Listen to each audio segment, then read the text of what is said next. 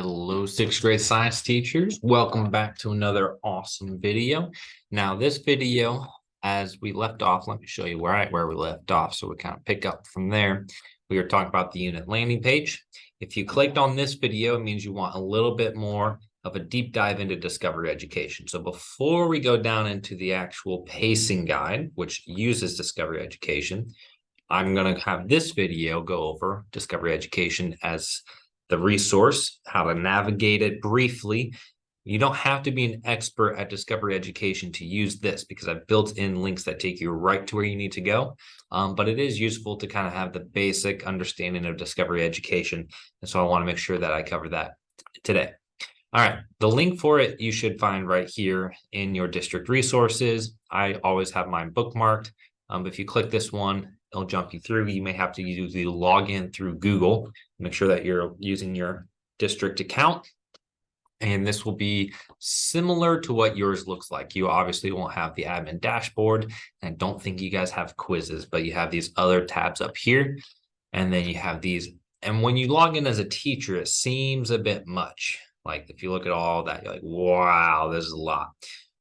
For our purposes, we are really going to narrow in what we use Discovery Ed for until we get comfortable using the main part of the resource. And then once you guys, the teachers, the experts, are feeling comfortable, I'll have some trainings and opportunities, and you guys can explore for using channels and the educator supports. There's great stuff there, but if I try to teach you all of this at once, it's just going to be too much. And so it's like, all right, we're going to focus on the science textbook, and we'll focus on my classrooms. That's pretty much all that we really need to be using. Once you kind of get going, assessment builder is pretty nice if you want to pull some questions based off concepts or standards, really nice. So those would be the main focuses. So we'll jump into my classroom just briefly. Luckily, you don't have to roster your classes similar to Google Classroom. This is all done automatically by connecting to Infinite Campus. So when you jump in here right now, it's defaulted to all assignments. If I hit my classrooms, once school year has started and you have students rostered to you, you'll have your classes already rostered. You can manage them, change the names, whatever. Right now you see I have a test class. So when you open up your test class, yours will be broken down by hours. You'll see all the assignments that you've assigned there. We'll get to that later. But this is kind of how you can grade things. Manage student grades on this end, although you don't have to worry too much about grades on here, but this is where that will be housed. Now, I'm all the way over here in managing my class. I want to get back to the beginning. Just click the logo up in the top left, and that takes us back to where we started. So managing my classroom, that'll be a useful spot for you guys. As you saw, I only had a test class because I don't have students assigned to me. But as you start to use the resource and you assign things, that becomes more intuitive into how you're using it moving forward. So won't dive too deep into it. I think you'll get it pretty easily.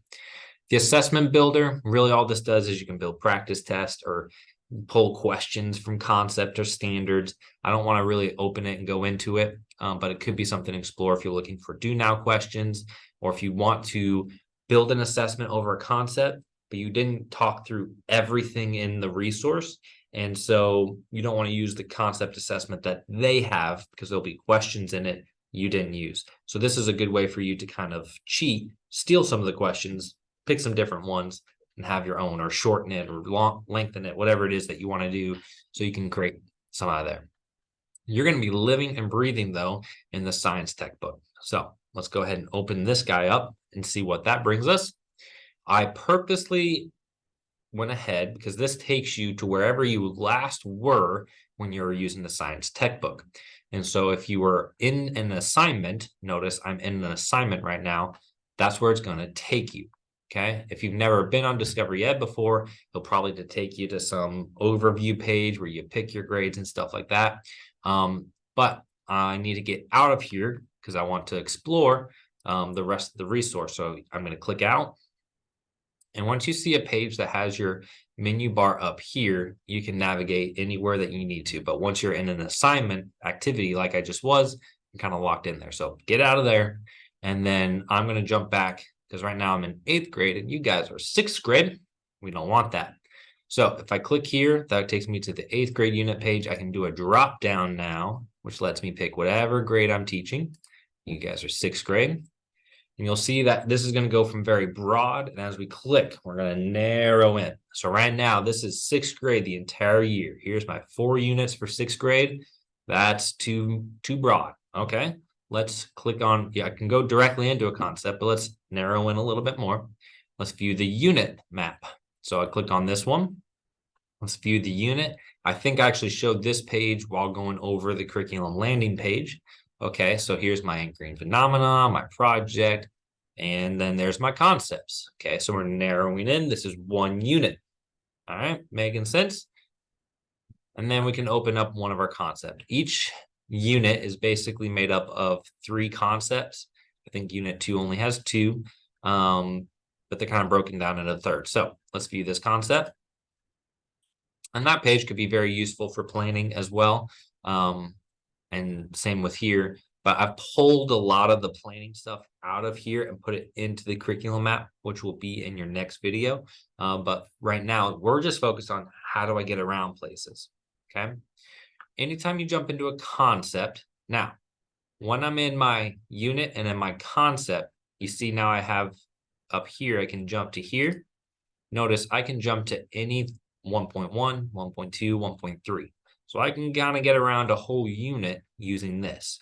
If I wanted to move around different units throughout the year, I have to click back here and then I can jump around to different units. So it's kind of really nice to use this to navigate around the entire, well, this is navigate an entire unit, an entire year, and this is all the grades and subjects that we have, but you guys don't need to worry about that.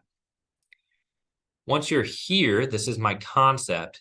This is where the 5 E's come in. And it starts you off on this intro page. Students don't have access to this page, just you. And this is where you kind of get some of the student learning objectives. What are students supposed to explain by the end of this unit? You have some other resources and vocabulary strategies. Now, this page, I pulled a lot of this off of here, and it is on the actual curriculum map. You do not need to spend time on the intro page. The objectives, they're on the curriculum map. Any of these that looked useful, content background, that's there. Additional readings I pulled out.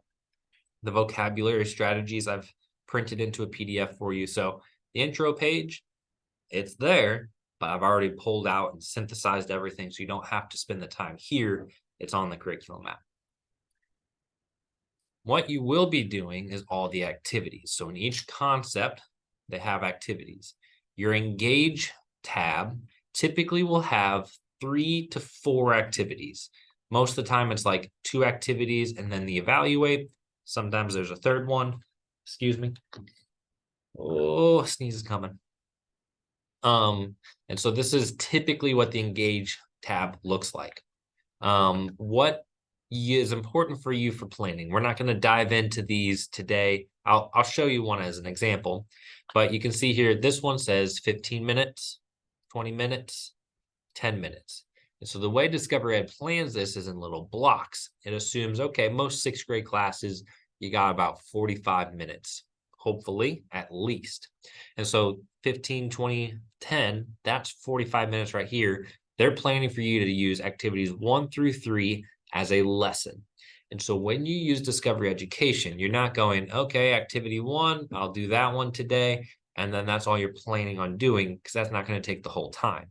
You want to use all 3 of these, use all the resources there, and then you're going to create a lesson out of it. And that's, I have a sample lesson plan video I will do later where I show you, this isn't just where you click in and you assign it to students. These can be so engaging, it can be active.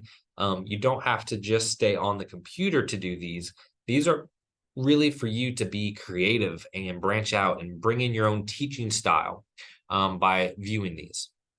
And then you'll see activity 4, this is 45 minutes. They're planning for this to also just be its own day. Now, depending on how much you want to cut and use, this could be more or less depending on your style and what's going on in your classroom at the time. We'll actually look at using these to plan a lesson a little bit later. First, we'll go over using the curriculum map and the resource together to build out a lesson plan. And I'll do that with you guys in a future video. Okay. So that's the engage. There's typically a few activities there. That's for like your day one. All right, I'm getting your guys interested in this topic. We're going to start thinking, oh, what's this stuff going about? This would be a great time that you would also do the intro to the phenomenon. If it's the first concept. If you're obviously in these other concepts, you might do a callback to that phenomenon. Your explore. So we'll jump over to explore.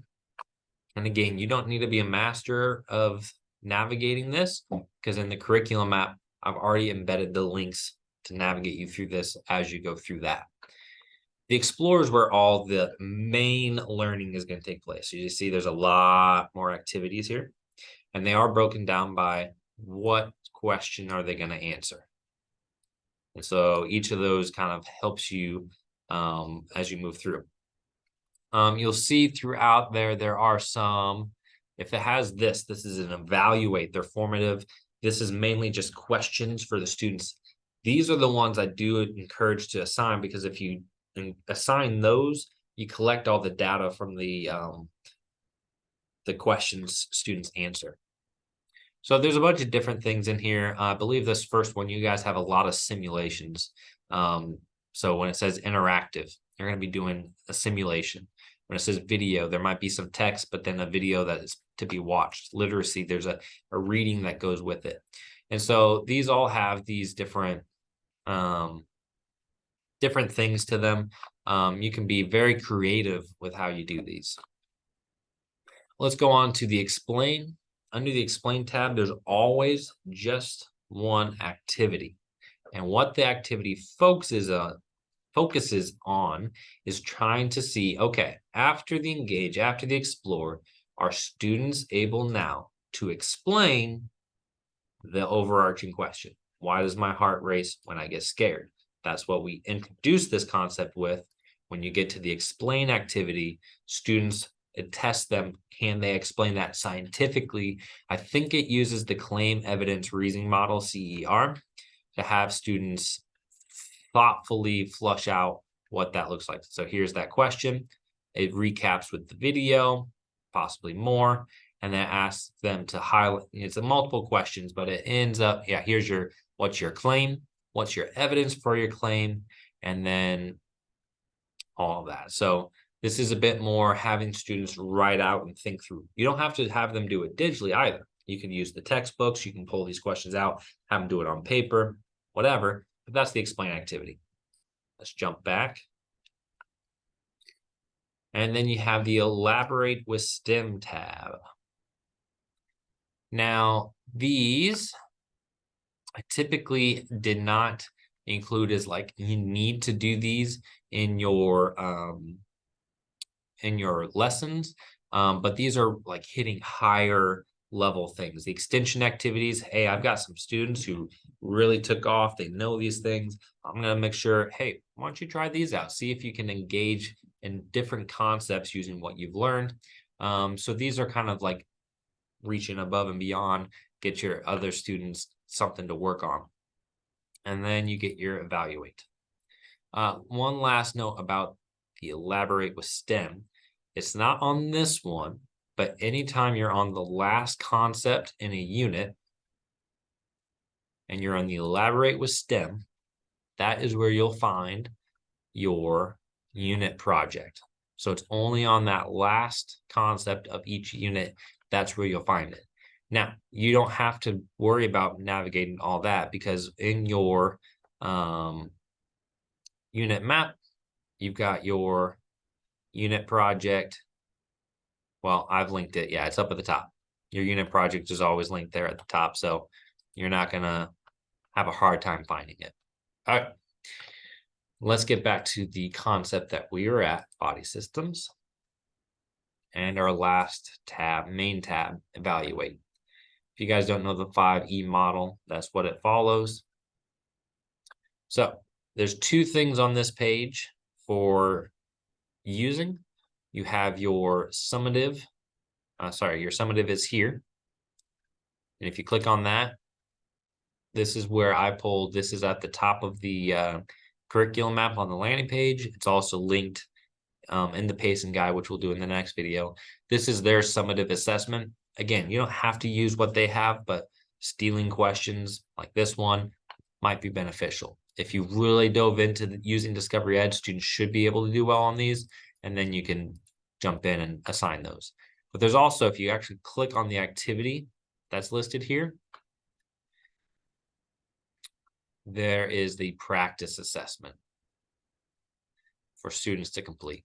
This one will have similar questions to the summative, but typically they keep them as multiple choice and a little bit lower. So these questions you might find students can pick up on and do more quickly if you're looking to recap and see how well the students did. So that could be pretty useful for you. And I need to get back out of here and out of that activity. All right, so that's all the tabs. There is a Beyond tab. This would be resources that are similar support that you might also find useful. Find some reading, interactives. These are just, as it says, beyond, but they don't necessarily fall within what you'd be doing in the classroom. So could be useful for you guys. I did link that in the curriculum map pacing guide. I'll show you that when we do that video, just so it's easy to get to. But I don't plan on us using anything from here unless you find something there that you really like. Okay, I think I really want to wrap it up so it's not too long of a video. Did I hit record? Oh, I did hit record. Good. That would have been a long video without having it recorded. So let's wrap it up here. Now you kind of have an idea of how to navigate Discovery Ed. I want to emphasize you don't have to be a master at navigating Discovery Ed, because in my curriculum map, when we do the next video, pacing guide, you'll see these links take you directly to those activities. This link takes you directly to these activities. I've made it so you don't have to be a master of using Discovery Ed to be able to kind of plan out what you're doing. But I do want this video here so that you can grow and eventually become pretty good at Discovery Ed. And then both of them will work in simultaneously and you'll be pros. Okay, that's enough there. We can stop sharing. And thank you so much, 6th grade teachers. I will catch you guys in the next video.